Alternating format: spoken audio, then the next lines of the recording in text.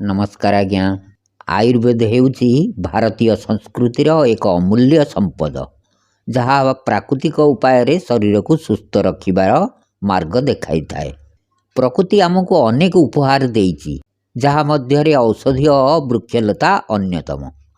आजिर एई विशेष video रे आमे आलोचना करिबा आयुर्वेदर नवरत्न भावे परिचित 9टी अत्यंत शक्तिशाली औषधीय गछ विषय रे जेगुड़िक प्राचीन कालरू भारतीय आयुर्वेद सिद्ध एवं लोकचिकित्सा व्यवहृत हो आसुची।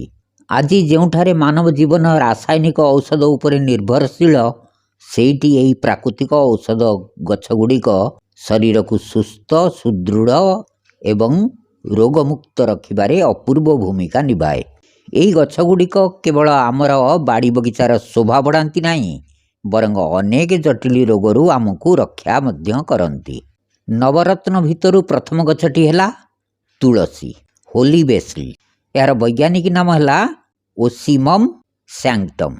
तुलसी को हिंदू धर्म रे पवित्र माना जाए एवं आयुर्वेद रे याकू औषधर राणी कुआ जाए। एथिरे एंटीबैक्टेरियल गुण एवं एंटीवायरल गुण रही। यह सर्दी काश ज्वर आस्तमा रे उपकारी। रोग प्रतिरोधी शक्ति इम्यूनिटी पावर बढ़ाई थाए। रक्त शुद्ध करे। मनोचाप एवं उद्वेग कमाए। तुलसी पत्रर रस महू सहित खाइले श्वास रोग फुसफुस समस्या रे बहुत लाभ मिले। यह रोग प्रतिरोधक शक्ति बढ़ाइबारे साहाय्य करे। द्वितीयटी है घी कुआरी आलोवेरा। यार वैज्ञानिक नाम है आलो बार्बाडेंसिस मिलर। घी कुआरी आलोवेरा को ऑल क्योर मेडिसिन कुआ जाए। यह त्वचा एवं केशर जत्न पाई घी कुआरी अद्वितीय औषध। यार पत्र मध्य थिबा जेल रे प्रचुर परिमाण रे विटामिन एवं एंटीऑक्सीडेंट गुण थाए।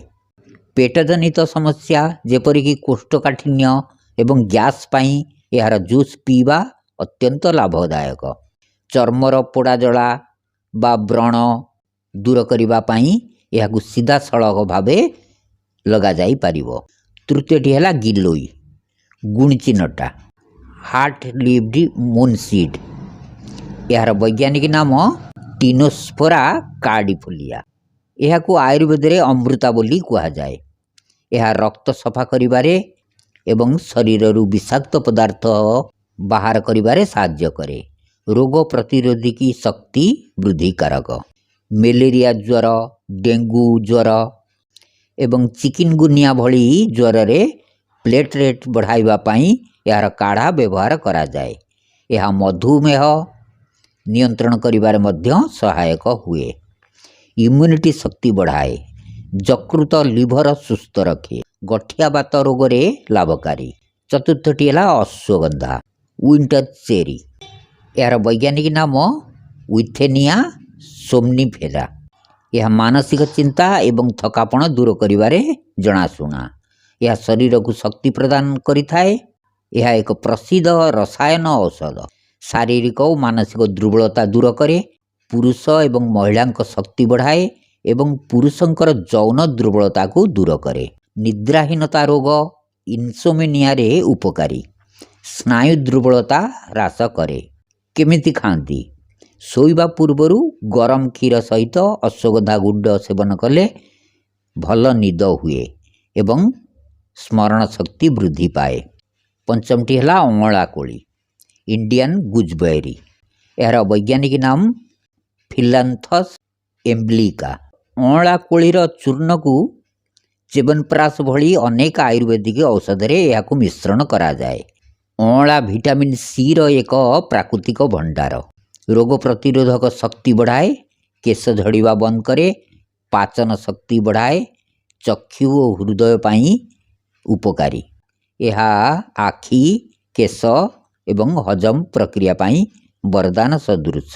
प्रतिदिन सकाळे खाली पेटरे अँला रस पीले वार्धक्य अवस्था शीघ्र आसे नाही एवं शरीर सतेज रहे।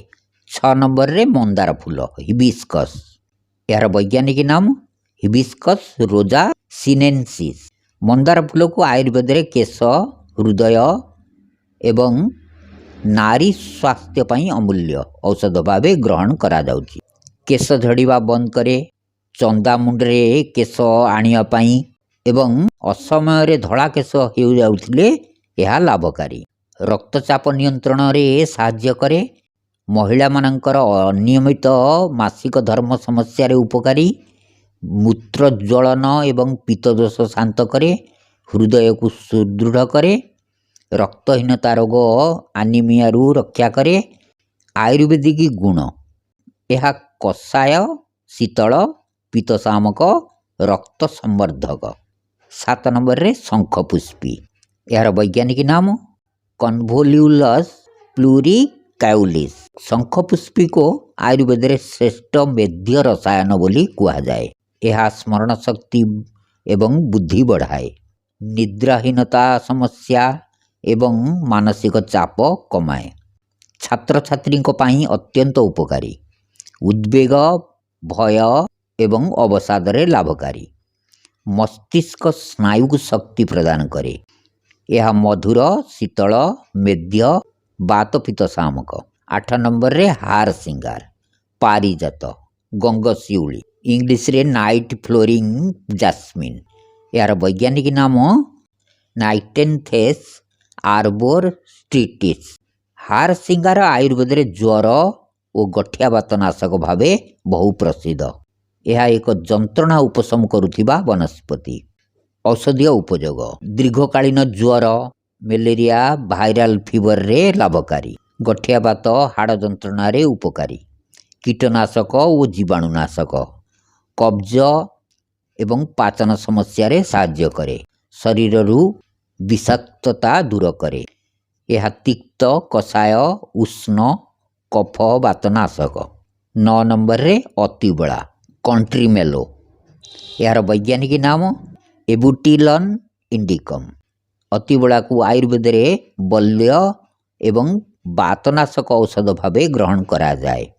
यह स्नायु दुर्बलता और पारालिसिस रे उपकारी।